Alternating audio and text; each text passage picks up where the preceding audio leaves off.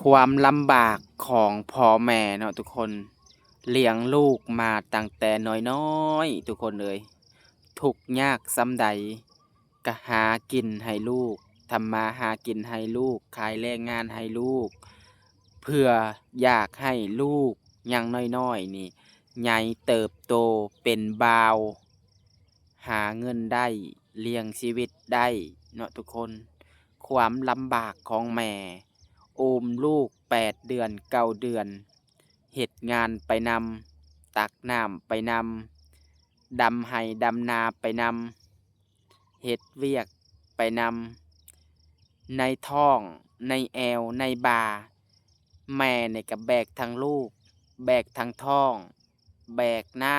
ำนึ่งข้าวเฮ็ดกินให้ลูกอยากให้ลูกนี่มีชีวิตที่ดีอยากให้ลูกนี่ใหญ่มาเป็นบ่าวหวังว่าลูกจะเลี้ยงพ่อเลี้ยงแม่เนาะทุกคนแม่นี่เมื่อยที่สุดแม่นี่ลำบากที่สุดพี่น้องเอ้ยพี่น้องเอ้ยจั่งใดทุกข์ยากส่ำใดพ่อกับแม่บ่เคยถิ้มบ่เคยปะลูกต่อให้ลูกเจอสภาพใดอยู่สภาพใดแต่คนที่เขาเป็นแม่เป็นพ่อเขาบ่เคยรังเกียจลูกมีแต่อยากให้ลูกได้ดีมีแต่อยากให้ลูกใหญ่ขึ้นเนาะทุกคนแต่ว่าลูกชายไปเฮ็ดงานต่างเมืองต่างนาเนาะได้เงินได้ทองชีวิตดีขึ้น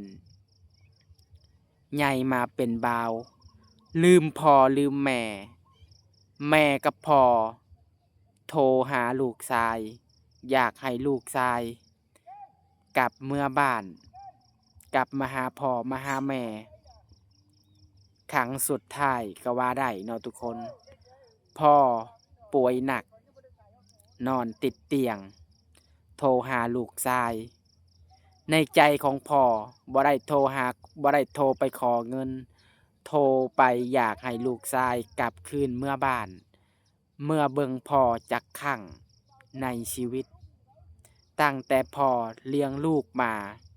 จนใหญ่เป็นบ่าวตั้งแต่น้อยๆจนใหญ่เป็นบ่าว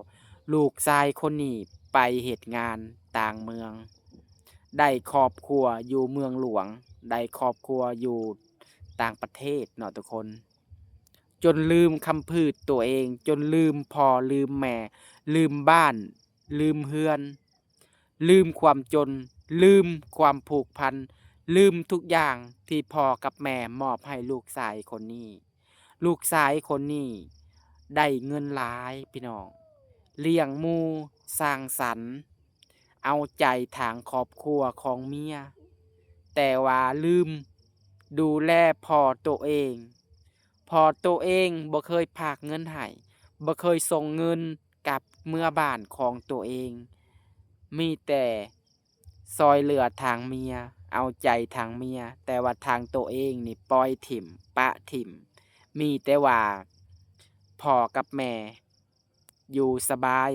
มีกินมีไส้ล่าสุดนี่พ่อป่วยหนักติดเตียงอยากเห็นหน้าลูกจักเทื่อหนึ่งจักครั้งหนึ่งในชีวิตก่อนที่เพิ่นจะจากไปจากโลกนี้ไปลูกชายบ่ยอมกลับจั่งใดก็บ่ยอมเมื่อบ้านบ่ยอมไปดูแลพ่อจนฮอดครั้งสุดท้ายพ่อสุดหนักป่วยหนักได้จากโลกนี้ไปแม่ได้โทรหาลูกชายอีกอยากให้ลูกชายเมื่อบ้านบวชให้พ่อมาขมาพ่อลูกชายย้านแต่พ่อย้านแต่แม่ขอเงิน